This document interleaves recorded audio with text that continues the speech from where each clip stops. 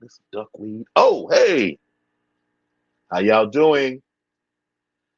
You still haven't figured out. I need you to knock on the door before you come in, but that's okay.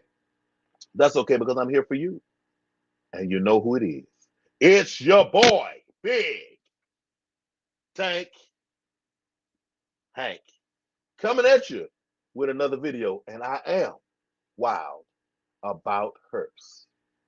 All right, on tonight's episode, we have a wonderful couple that's on fire for this here ball python morph thing. You know what I'm saying? We're gonna bring them up. We're gonna let them tell you about what they got going on. If possible, they might let us see a few snakes. If y'all want to connect with them, I'm gonna make sure that they give you, ways to contact them on their social medias and emails and all of those things. So without further ado, I'm introducing Leviathan Snakes. What's going on? Hey, how are you doing? Oh, I'm doing pretty good. I am doing pretty good. I always tell people if you can see me, I'm doing good. That's good, yeah. When you can't see me no more, hey, ask somebody something. Good vibes. Hey, so how y'all doing? As y'all see, Courtney and Steven. Yep. How y'all doing? Yeah, this is Courtney. I'm Steven. Hey. Hey, y'all open the door for this story. Right? No. Took my son to get an EKG, and his nurse, no, not nurse, doctor, tall, blonde head, white lady. She seemed very cookie cutter. I'm stereotyping right now, but it's that's what I'm supposed to do for this story. So, we're having conversation and everything. So we got on the subject of people identifying, because that's what we supposed to do now. Hey, how do you identify, whatever? So I told her I identified as white. And then I just stopped like this, So she's like stuck in the moment, like, should I ask him, And then I laughed and I'm like, no, ma'am, no, I'm playing with you. I don't know, no. But she opened the door to it, because now you could be a rock if you want to be. But hey, introduce yourselves, and let everybody know what you got going on. So, really, I'm Courtney and this is Steven, and we're Leviathan Snakes. We are ball python breeders. We've been doing it for a couple years now, and we're in our second season breeding right now. But we've had reptiles for years. Courtney's had reptiles I've had reptiles for years. Steven didn't have any pets until he met me, and then he got forced with about 60 snakes. So that was fun. But no, when I was younger, it was turtles. I really liked turtles, and I kept aquatic turtles. I wanted tortoises, and didn't really have the space for it at my parents' house, and then in my college dorm, couldn't really do it. But I had my turtle tank because you could have a fish tank. That's what you were allowed to have. Okay. So I did that up until a couple years ago, and gave the turtle to a friend of ours, and got into ball pythons instead. Yep. And so Courtney got into ball pythons. She got a ball python as a pet. And honestly, best pet ever, period. We still have him. His name's Amos. He is a banana calico hidden gene Wilma male. He was awesome. And very early on, Courtney wanted to breed. But like Courtney said, I hadn't had pets growing up, really. Maybe zero pets? I a couple, but not really had pets. My sister would have a dog that she wouldn't really take care of you should for a dog. And then stuff like that. Then she would rehome the dog or something. But so we got the ball python, and he was the best pet ever, and we fell in love with it, or I fell in love with him. Of course I love him. Yeah. But Courtney wanted to start breeding ball pythons just because she was getting into the morphs, and she thought it was really cool. And I actually told her no twice, 2 different times. I was like, "That's weird. Yeah, what are we gonna do with yeah, what are we gonna do with a bunch of snakes in the house? How the heck are we gonna do snakes? Are we gonna end up with 50 snakes? That's weird." And then so like I went ahead and it was okay that I get a couple, and we'll talk about the breeding later. And it was in getting those others that he got excited about it. But I went ahead and started an Instagram that was more of a pet page at first to show off what we had. And that's when we found out about like a whole reptile community, and specifically the ball python community. And we would start chatting with people who were fairly local. I think the first person I started talking to that really like shocked us was Balls and Strikes up in Lugoff, so about an hour and a half from us. I was talking with him, and I was like, yeah, we have like 5 snakes. Isn't that crazy? And he's like, I have 65. And we're like, what? And now we have 65, and we're the crazy ones, right? Yeah. But yeah, so once we got into it, once we got more and more into it, at some point it like a switch flipped, and I was like, I want to buy all of the snakes that have ever existed, period. It got to where I was like, hey man, you need to sit down and take a break. Yeah. That would be like our thing. So we're, like Courtney said, specifically into breeding ball pythons, and we have 60 to 70-ish right now. There's a couple of different projects that we're really, really into. The one I like the most is Sunset. And I'm a big fan of the Freeway Yellow Belly Asphalt project. That's what we do the most of. And we absolutely can show off some animals at some point, but I'd have to go out and grab them, just so you know, one of us will probably have to go off screen for a little bit when we do that. Yeah, because we have like a 12 by 20 foot like shed that's all finished, and it's like not actually inside the house, it's out. Yeah. Gotcha. That's live. So now how with the switch flipping, what was your biggest resource when it comes to the snakes? People that you met, or the what is it, Morph Market? Morph Market, yeah. So are you saying like what was like the thing that caused the flip? No. Your resource, like, you flipped and was like, man, I got to get them. And I was saying, so what was your biggest resource? I want to say Morph Market caused his addiction. Morph Market is like, I don't want to call it, it's kind of like Amazon for snakes. You don't purchase it from Morph Market, but that's where people list what they have for sale if you're not familiar with it.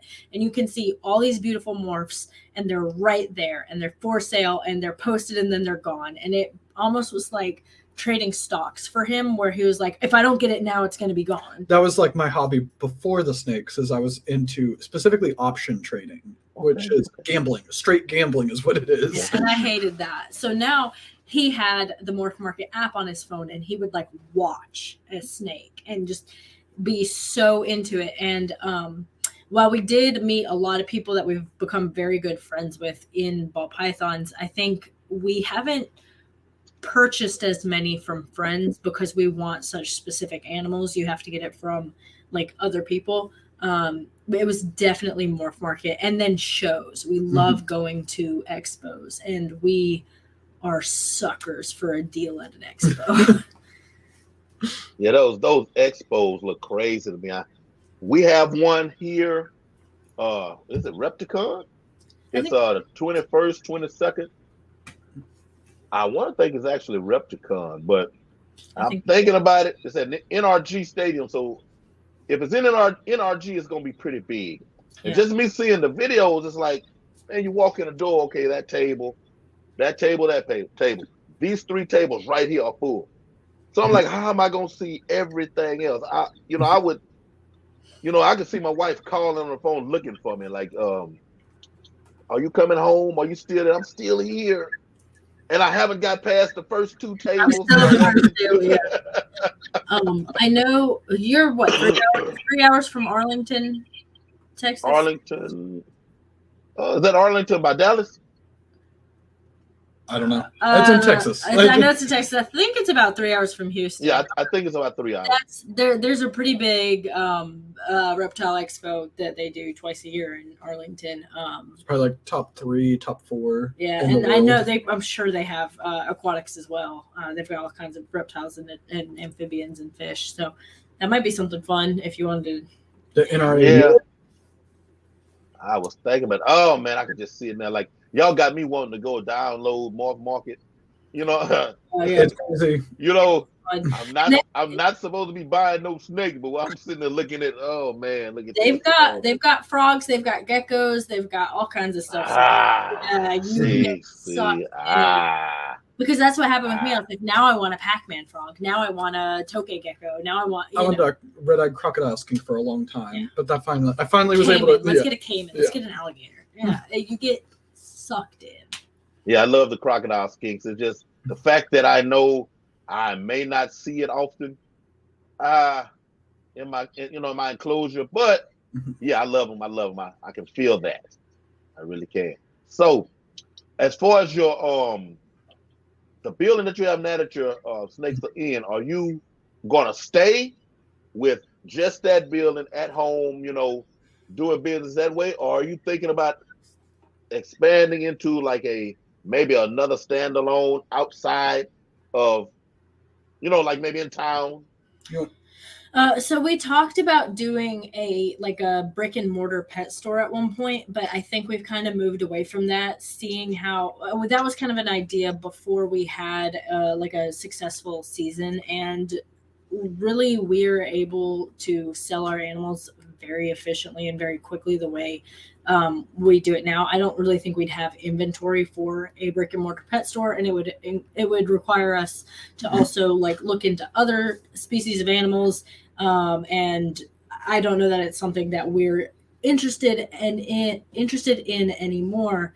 But we may have to expand the Into building a bit, maybe not a bigger building, but we also breed our own rodents to feed the animals. So we may have to move them into a separate building because they do take up a bit of space. And if we get any more snakes, we're going to need more rodents. It's kind of, yeah, like I would say, so our like building that we have right now, it is really, really good for what we have. We can fit, if it was like literally wall to wall, both sides with racks, I think we can fit 8 ARS 7030s in there. So roughly 250 snakes is what we could fit in there. If it was completely like wall to wall, wouldn't really have much room beyond just to keep snakes in there. We don't necessarily want to do that, at least anytime soon. I think that we're trying to aim no more than, and this would be like crazy big for us, no more than 100 clutches in a year, and that'd be like 5 years from now. Yeah, so that's not. Yeah. Oh, okay. But yeah, so and that's not, we're not going to do that this year. This year we're looking at between 10 and 15 clutches. I think next year we're looking at between 20 and 30 clutches, things like that, just on how as females get old enough in breeding size. So one of the things that I wouldn't say completely focus on, but I would say are heavily leaned towards is like really high-end projects for ball pythons. So I don't know how like familiar you are with like sunset, because that's my favorite. We have several sunset animals. A single gene sunset male is $5,000. Oh, yeah, like so they're like, I feel like that a lot. Not all of our projects are like that, but a lot of our projects are like that. So we have, and we do have obviously much more affordable animals as well. But for animals that we sell to other breeders, they tend to be a higher price tag. And because of that, we only have so many clutches a year because only so many people are interested in animals that expensive. Gotcha. You don't want to saturate. That's cool. That's cool though. That's very cool. On focusing on like your son said, and did you say highway? A freeway, yeah. Freeway. Okay, yeah, I've seen some people on here, especially the freeway asphalt. I've heard them mentioning having that in there, in that room. The sunset I haven't heard much about. You're gonna make me have to look sunset up too. We'll shoot some off in a little bit. Yeah, they're so cool.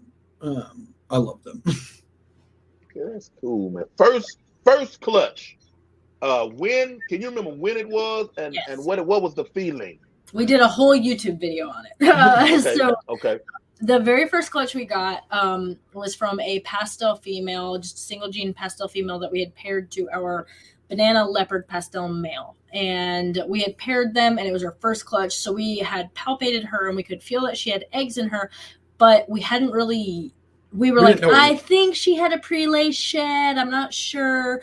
And we're like, yeah, she's pretty big. She might lay sometime soon. I can feel the eggs in her. We had no idea when she was supposed to lay. We didn't have a due date at that point because we didn't really know when she ovulated. We didn't really, like, now we can tell when that happens. But at that point, we just knew that at some point she would probably lay eggs.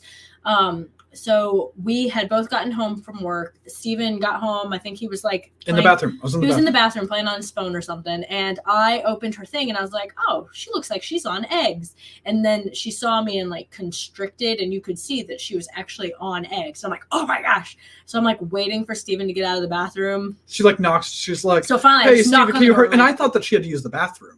And I'm like, there's another bathroom upstairs. Go upstairs. So I'm like, can you please hurry up? We have eggs and I want to pull them. And so, so that was, we were both so excited. We're like running back and forth. I'm like, we got to get a tub. And Steven's like, I got to get the camera. And it was awesome. We were running around like chickens with their heads cut off. We were prioritizing the weirdest things. Like Steven's like, oh, we got to get a tub cleaned out. And I'm like, well, we got to get her like in a different tub. We got to get her in a different, he's like cleaning the tub that we took her out of, but we already had a clean tub to put her in. It was just, we were a little scattered. We were excited. We were like, really okay, excited. We already have the incubator already. Yeah. We were acting like brand new parents, I think is how I would describe it, on their way to the hospital. Yeah. It was awesome. And honestly, very similar emotions. Every other clutch that we had. Yeah. Just not quite as scattered. Yeah. Like, gotcha. Was it more focused? I got you. Yeah, we got a system now. Yeah. Were they all viable on that first one? Yep. Yes. So we got 5 eggs from that clutch. And I think we only had 1 slug last year, right? Yeah, we got 1 slug last year. And all of the clutches. 2 slugs. Okay. The boob egg from Sarabi. Oh yeah. So they're not Sarabi. Anyway. We have a very high percentage of fertile eggs, and we've never had a fertile egg not hatch. Mm-hmm. Gotcha. So do you know, is there any, I guess procedure is the word I could use, any procedures involved in I hate the word guarantee, but I probably can use it, guaranteeing yourself a higher percentage of viable eggs, like along the way process? Yes. When you pair is kind of something important. So we actually ultrasound our females, and what we do is we track their follicle growth, and we make sure that they get a lock with the male, that we pair them with the male at 20 millimeters, 10 millimeters, 20 millimeters, and the most important is the 30 millimeter, because they ovulate at 40. So once their their follicle has grown to a certain point, you want to make sure it gets fertilized. So if it's a male that is only going to 1 female, once we see that she's at the high 20s, early 30s, we're like, all right, we're going to pair them 2 weeks in a row. We're going to make sure they get a lock in, and make sure as many of those follicles can get fertilized as possible. So that's how we hope for more fertile eggs. There's also not breeding them too young, not breeding them at too low of a body weight, things like that, to make sure you get good healthy eggs. We also, heat, specifically high heat, can kill sperm.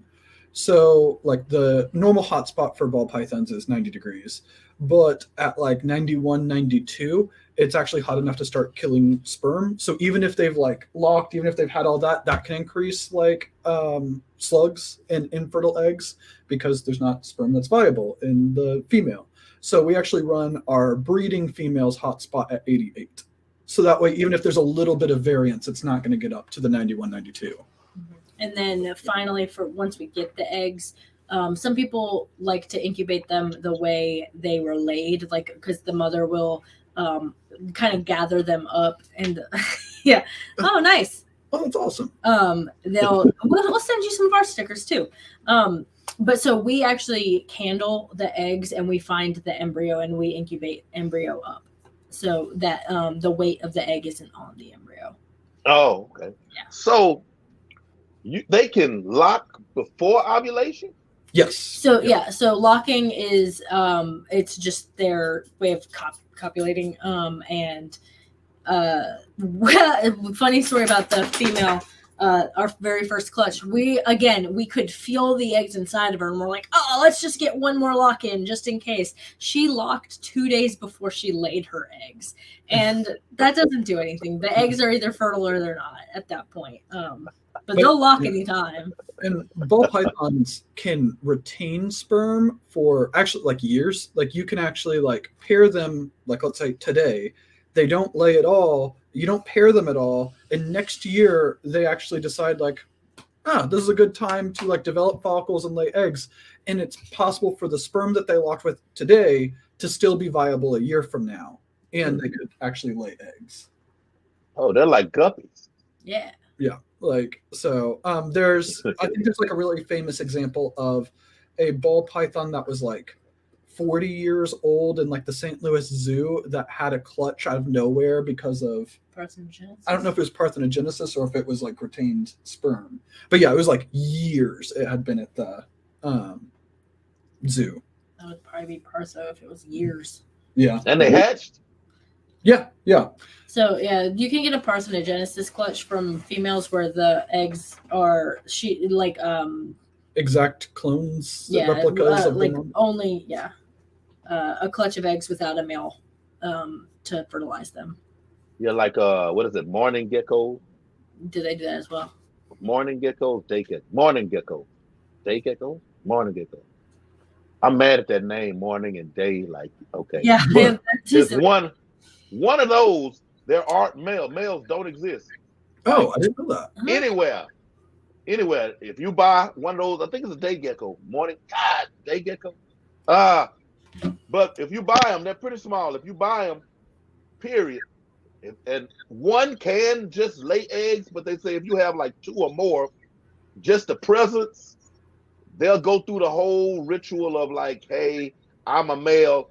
I mean, they don't copulate, but they stimulate the process of the egg production, and you end up with little lizards everywhere in there, and there's never been a male ever in there. Like that's really cool. So it is morning gecko. There you go. Yeah, I know. Like because when I had turtles, I got snails, and everyone says you get snails, you get millions of snails, and I had no algae in that tank. Yeah, a lot of snails. I can attest to it, but it's good. I like snails though. Yeah. Now, okay, so you got your first clutch out of the way. Out of that, I know I'm gonna go back and watch this video, and everybody else that's watching this video is gonna go back and watch it also. And I just found out y'all had a YouTube page right before we came on because cool. Everything when I started initially, on the aquatic side, it's YouTube based, period. Okay.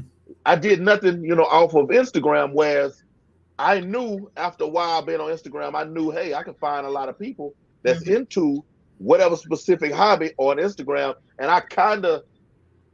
I'm stuck over in Instagram right now on my Herp thing. So yeah, I saw one of your pictures where it was like trying to make a good video or whatever. I'm like, hey, make a good video. So scroll back up. Yeah. Hit the linked button. Oh man, they have a whole YouTube page. Yep. Subscribed. Thank you. Yeah. All right. But yeah. That's kind of the same for us. Like when you invited us on the show, we're like, all right, we got to watch all these videos. We were just watching your one with Keys right before this. So awesome people. We really like Keys. Yeah. Yes, and it's cool that's who I kind of ran into first as far as interactions, and then Gershon. And the crazy part is, okay, especially with people speaking of Gershon, how positive and trying to get people to start the YouTube channels and get into the hobby, and how loving and accepting and stuff that the Keys are. For me, for that to be who I found first, I mean, that's not even an algorithm thing. Like, how was that even possible? But hey, that's the way it happened, and I'm not mad at it. No, that's you couldn't have found a better couple people, because they've got their lives are Just super so fun. high energy, so good, so hot. Yeah, you definitely to jump into like at least the ball python. Great. And we met Good him start. at Tinley in March, and in person, just as high energy, just as awesome in person. Yeah. Like they're really cool. Yeah. That's cool. That's cool. Easy Gershon, or all three of them, I guess. Yeah. Like, Gotcha. Both of the So yeah. in that first clutch, did you hit? So Like what you okay? This is what we're looking for. Wow! Oh my God! Here's this many. You know. So, really, when we made that pairing, I was just really excited to get banana in it, and I really like leopard. So, banana and leopard. That's really it. That clutch itself wasn't one that we were specifically looking for anything to hold back or really hit, but we got one banana. We got one banana, and we got a really cool leopard pastel that we sold to our like best friend. So it's kind of like we got to keep her because she's right next door. But yeah. So we got two normals, a leopard pastel, a pastel, and a banana pastel. I would say that first season, the one that at least I was most excited about, it was a pairing. It was like our fourth or fifth clutch, and it was a banana possible blade het clown female to a clown male. And it was, I really like clown. It's one really, really popular morph. They're awesome babies, or awesome snakes.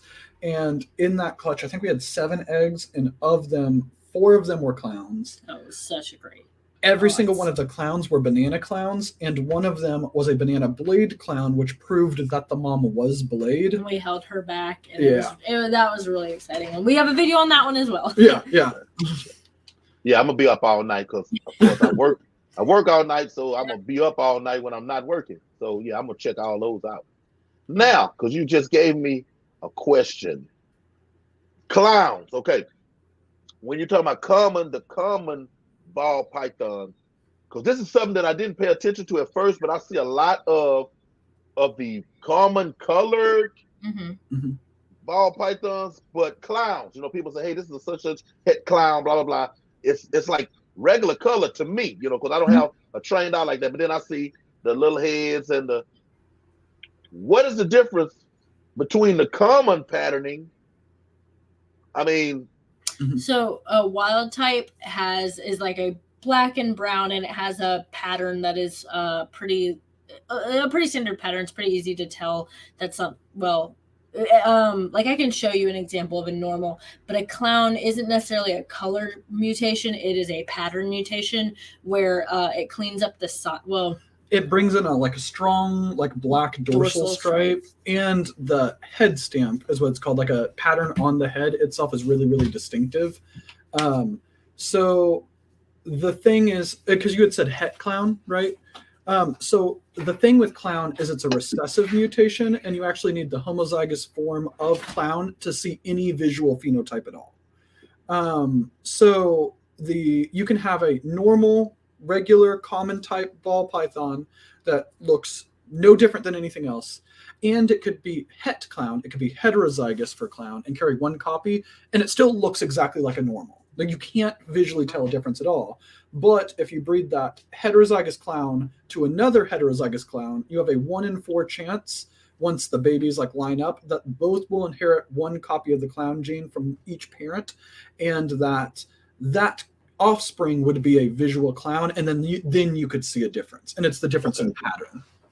Okay, gotcha. Yeah, that's, I'm as we know, I'm learning. So every time I get a little piece, because that one right there really stuck out to me. I've been learning about how to recognize the visuals as far as the clown, and then I went to thinking about, okay, a lot of clowns I see, and I know clown doesn't denote the coloration, but I know what a normal color is. So I'm like, for this to be a clown, but I see these normal colors, are those alien heads always, in existence, and do they show up on a normal? And if they do show up in any way, shape, or form, how many does it have to be for you to say that is what it is, or is it just an anomaly? It isn't so much about the alien heads, at least for clown. It really is that dorsal stripe and the head stamp. Those are the defining characteristics of clown. So, because some clowns have no alien heads at all. Like it literally just looks like Thank you. Yeah, a snake with like a stripe down the back for the most part. Those like they might be called blade clowns, which blade is an actual gene, and then there's some clowns that are just so reduced that it makes you think that they have blade in them. And then there's clowns that have really, really like almost like teardrops that are coming off of that dorsal stripe. And that's actually how it gets the clown name, is because the person who originated, I don't actually know who made the first clown or brought in the first clown, but they thought that the teardrops that were coming off the dorsal stripe looked like the face painting of a clown, like that would have tears, like kind of thing. Gotcha. So you just hit me with some out of left field clarification right there. As far as I was stuck on those alien heads being it, end all be all. So this is a normal ball python, and as you can see, the alien heads, they are pretty irregular just in shape, or if they have eyes in the alien heads, the little black dots in them. The back, there's no real striping, it just kind of goes over it. And then Courtney has a clown. He's in the blue right now. And can you see how his back has a stripe? Yes. Now, is that stripe going to be definitive all the time? Okay. On a clown, so on a visual clown. Let me show you. So this is just a single gene visual clown. Steven has a normal. This is a clown. And I'm going to show you the banana blade clown that we were talking about a second ago. Well, I'm gonna be a ball python expert in a minute. Yeah. People gonna be asking me, "Hey, well, how many do you own?" None. What? So this is a banana blade. I'm gonna turn off this light, and maybe it will. Yeah. No, that's even worse. Oh no. It's the front light always. It's the light from the computer, so you're just making it way worse. Okay. All right. Hold on. Can you turn that one back on? Or here, let me get the overhead. Yeah, yellows, albinos, that front light is a killer. Yeah. See the stripe on it? Okay, wait a minute. I can do better than that. Nice. So you can see the head stamp, how it has a specific head pattern, and the stripe along the back.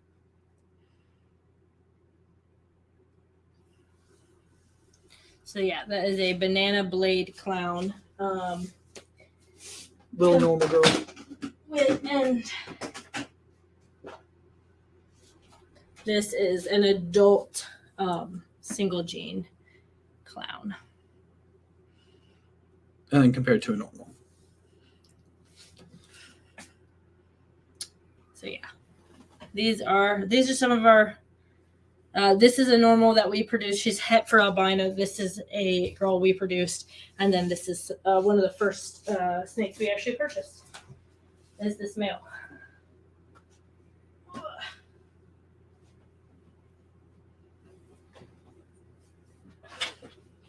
You still here, Hank?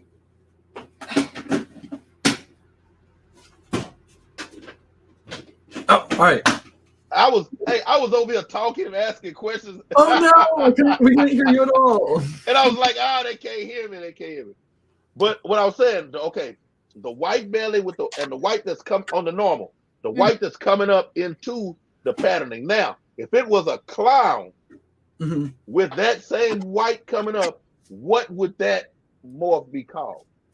So I don't actually know. So it would depend. If it was a legitimate mutation where you could inherit, or the babies could be inherited through Mendelian genetics or inheritance, or I don't remember if it's genetics or inheritance, but and nobody else had discovered it and they hadn't proven it out, you could name it what you wanted.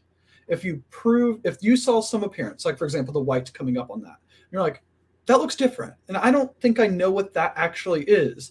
I'm going to pair that baby to maybe a normal snake that I know is a normal 100%, and it doesn't have any other genetics. And then half of the babies come out with that white coming up, and you're like, okay, I think that's a really, really good sign that this might be an incomplete dominant morph, and that Unfortunately, it is actually a morph. It's called sugar or calico. that one isn't. Though. No. Yeah. That's just a normal. But there is a morph where white comes up the side, and it is called either sugar or calico. Sorry. Yeah. But yeah, if you found something you thought was weird and different and you actually proved it out, that's what a dinker project is in ball pythons. And that's actually how, for example, Monsoon, which is probably one of the most expensive, valuable morphs right now. Like, I think Brock Wagner has the only male Monsoon for sale right now for $22,000. Oh, but it started off like that, where somebody had a weird looking ball python and they're like, this is weird. This doesn't look like any mutation that I know about. And that they bred it to enough animals and that they got the offspring to pretty much prove that it is a new genetic mutation.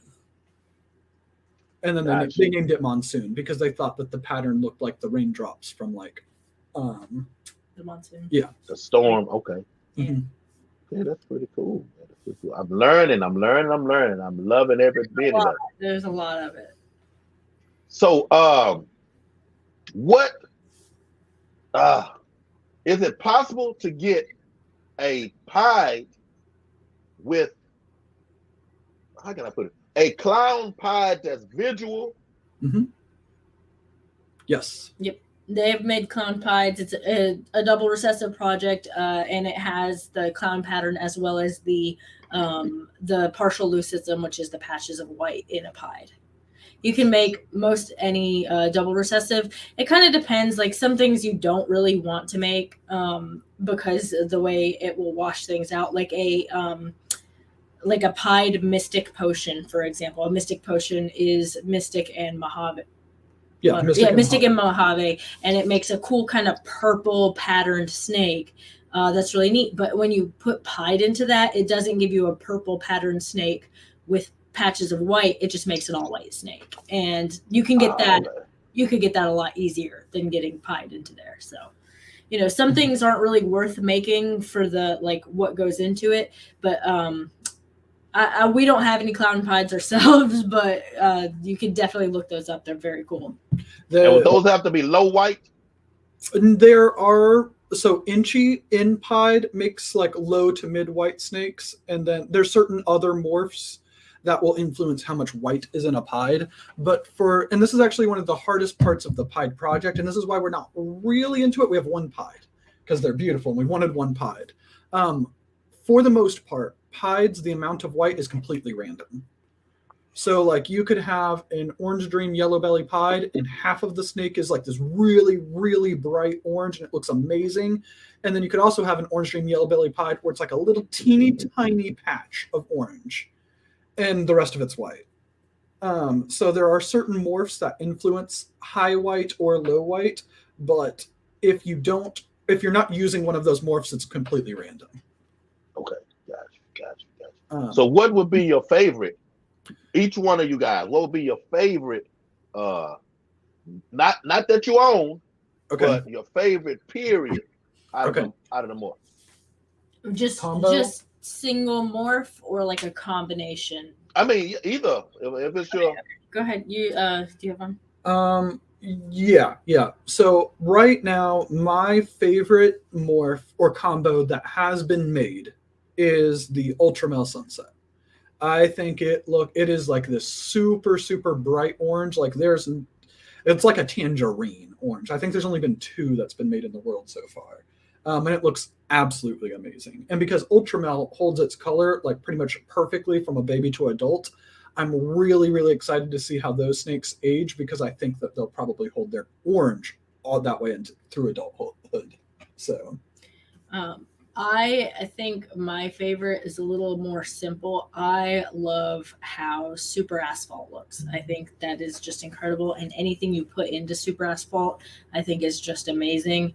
And it's a gene that you just need 2 copies of a gene, kind of like the clown. It's fairly easy to make, but they are so, so cool. And you have to have 2 asphalts to make them, and it's hard to know if you have asphalt. It's not easy to make, but it is like a simple combination that I think is just gorgeous, stunning. Okay. Now, how on a hidden gene animal? I know how people can, they can say whatever, Yeah. but even if in fact it is a hidden gene animal, is there any specific breeding steps to You mind if I take this? get a better chance of it proving itself out? Yes. Yeah. So, for like hidden gene, I'm assuming you're saying like, Recessive. yeah, non-visual heterozygous forms of recessives. So there's one to like, if you know what the pairing is and you trust the breeder, if a visual animal, a visual recessive, was used as one of the parents, every single baby will be guaranteed to be a heterozygous. They will carry that gene even though they don't show it. Like they'll have that hidden gene as long as you know what the pairing was and you trust that the breeder isn't lying to you. So that's why like buying from reputable people is so important in the ball python hobby. If you know what the pairing is, you will know guaranteed what the hets are.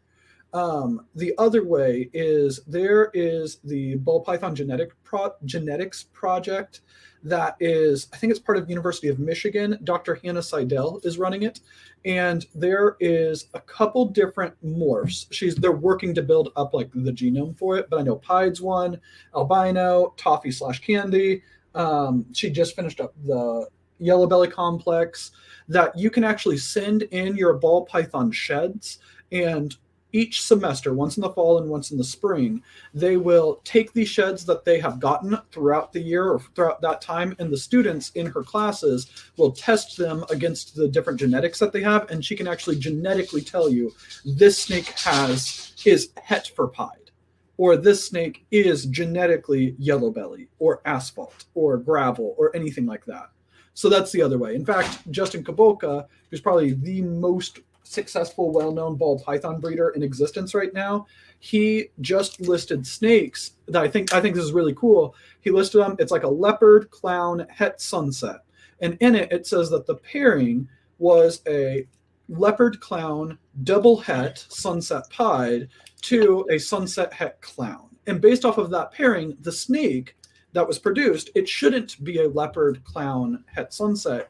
It should be a leopard clown het sunset, 50% possible chance to be het pied, but he actually sent the sheds to be tested, and they were tested and they came back that they were genetically not het for pied, so he's not charging for it. And he actually says it in there. Which is really awesome of him, because you can say, well, this has a chance to be pied, so I'm going to charge an extra $100, $50, and instead he is selling it as this is not het for pied, even though the pairing could have made it like that. And I did the genetic tests to find out. Okay, that's cool. Because my next question was going to be, what if you hit one of those scenarios and it just never bears itself out, like almost guaranteed, at purchase, like. Mm-hmm. So we have a black pastel spot nose, 66% het clown. That means that both of her parents were het clown. So both of her parents carried one copy of the clown gene, and both parents had a 50% chance of passing that gene along to her, but she's not a visual clown. So we have no way of knowing whether or not either of her parents passed on that one copy, but there's a 66% chance that they did. So we're going to pair her to a visual clown.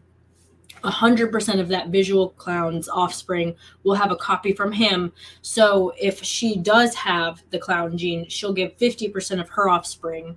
So 50% of our eggs theoretically will be clowns if she proves out. And if none of the eggs come back clown, we're going to assume that she is not a carrier for the clown trait. And if at least one baby does come back as a visual clown, we'll know that she does carry clown. Mm-hmm. And it is possible that you could get 8 eggs and she could be het for clown and it was paired to a visual clown, and it is possible to miss, but it's the probability of it is so low that you pretty much just can assume that they don't have it at that point. Like we actually had that happen to us last year. We had a snake that we bought that was we bought it as 100% heterozygous for albino. We paired it to our visual albino. We got 7 eggs. There should have been, statistically, 3 to 4 of them should have been albinos. None of them were albinos. And we did the odds, like the probability of it, and it's like the probability of him actually being het for albino with 7 eggs paired to a visual, missing every single one, was like 1 in 100 and something. I don't remember what it was. Pretty much less than 1% chance. So he was sold to us as het albino when he wasn't.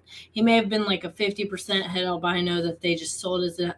So ever since then, we definitely do not buy het animals unless it's from somebody we really trust. We trust. Yeah. Okay.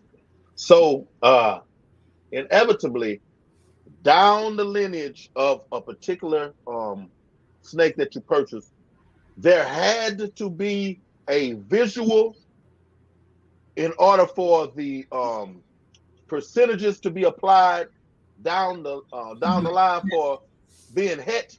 Yes. So if you have a het clown paired to a het clown, neither of those are visuals, but both of their parents carried the trait. And if you have a 100, like I know that this is a het clown animal, then you know that at least one of the parents was a visual, because it would be sold as a 50% if the parents hadn't been. Or the only other way. Or you had proved it out. Yeah, or if you prove it out. But so yes, there had to have been a visual for you to know that you have a het. Yeah, for them to sell you as a het clown, 100% guaranteed het clown, one of the parents had to be visual. And now that you might not know that you have a het albino or a het clown animal because they've been paired so much. For example, we have a Butter Mojave het ghost male. So he's het for ghost. We have never paired him to a ghost female, and we have no intentions of ever pairing him to a ghost female because we don't work with ghosts. It just so happened that he was het for ghost when we purchased him. So all of his offspring that we've made have all had a 50% chance of being het ghost, and we've sold them mostly as pets. So those pet owners, they don't really care that he has a 50%. Their pets have a 50% chance of being het for ghost. But say one of those pet owners have one that does turn out to be het ghost, and they sell it to another breeder, and that breeder pairs that one, and now 50% of their babies are het ghost, and somewhere down the line it happens to pair to another animal that you don't realize is het ghost, and a ghost pops out, not even realizing that either of those animals had that gene in it, because after a while you stop like keeping track. This is 50% het ghost, and then I paired him to something else that wasn't ghost, so it has like a 30% of 25% chance of being het ghost. You stop tracking it after a while. And so I think, for example, we talked about Justin Kobilka. He put out a video that he did like a clutch cutting, and he's like, oh my gosh, that looks like a xanthic. And wasn't really thinking about, he had a xanthic in his line of pied, and he hatched out double recessives out of nowhere, completely forgetting that he doesn't even know what line of xanthic it is because it was that far hidden. And he didn't realize both of those parents were het for a xanthic. He just thought they were both it's just crazy how these genes pop up when you stop keeping track of the recessives. And what about sperm retention? Yep. That's something that's kind of scary too. So yeah, that is actually something that we try to, because it can happen. And it's like, so like, let's say this year we're pairing our sunset male to a clown female, and all of those babies should look like normal ball pythons with no morphs in them at all. And that while they don't have any morphs, they will all carry one heterozygous copy of sunset, one heterozygous copy of clown. They'll look like a normal. Let's say next year we pair her to a clown, a visual clown, and every single one of those babies should all be clowns. No hets, they should just be clowns. But she retains sperm. And she retains sperm from the sunset. So when she lays the clutch, she could lay a clutch that is 6 of them are clowns, and then there's one egg that was actually sired from the sunset from the year before, and that's a normal. So it's like, what happened? This was literally impossible to happen. So because of this, that baby isn't a clown, it probably is het for sunset. So it's like knowing what your pairings are multiple years back actually can help you ID your clutch. Not that that's happened to us. Yeah, it's theoretically rare. it could happen. Yeah. Okay. It's rare, but there are dual-sided clutches. There's retained sperm. Like keeping track of the data. Like we definitely keep track of everything.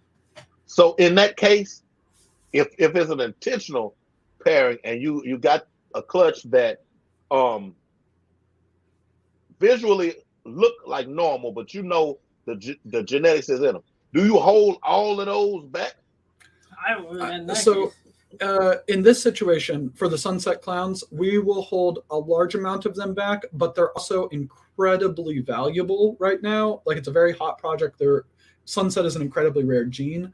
So we probably will sell some. And essentially what has to happen is people have to trust us that we are, even though they get a snake that looks normal, they trust us that the genetics that we say are in it are in it. And the way that you can prove that is by showing pictures of the pairing, like while they're locked. You can show pairings or pictures of the female on the eggs.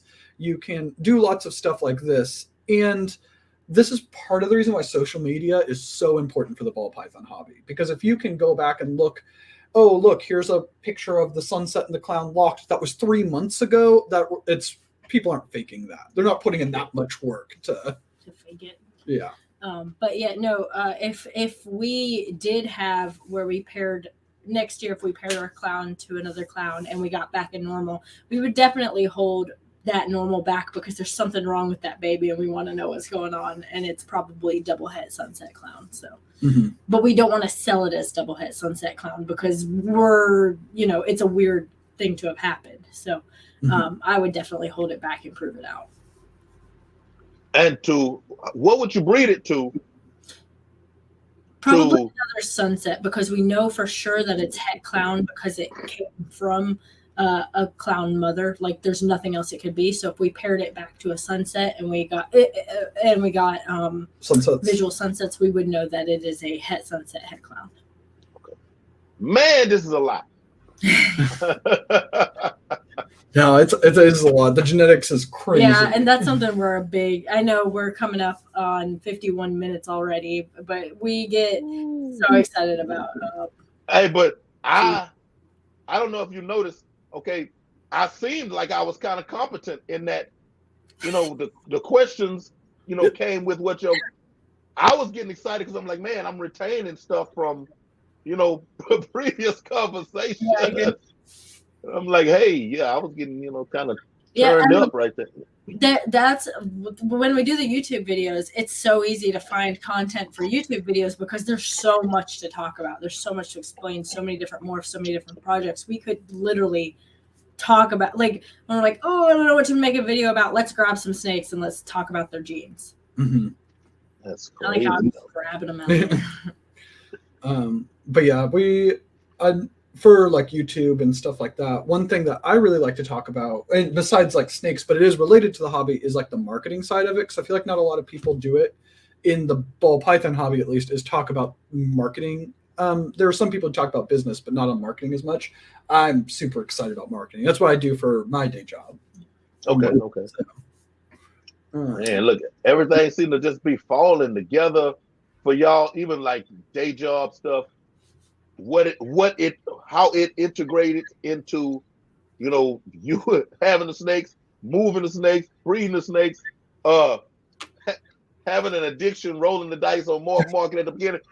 I'm gonna roll it on that one. I'm gonna roll it. But that's cool though. So very cool. Yeah, Steven does marketing as his day job. I do data analytics for mine. So we have all kinds of spreadsheets and everything, and tracking weight and growth and all kinds of stuff. Ooh.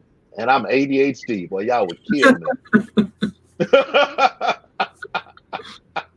I would be in that wah wah wah wah wah wah wah wah wah wah. Don't worry, so am I. Stop. So the mother was visual. Okay, I'll take it. Yeah. There we go. Well, all right, y'all. We at 54. If you got anything that you want to close with. Do you want? Well, if you don't mind us plugging our stuff, No, So we are Leviathan at Leviathan Snakes on Instagram. We are Leviathan Snakes on YouTube. We have a TikTok. It is very low quality. It is me making stupid videos on TikTok. So that's also Leviathan Snakes.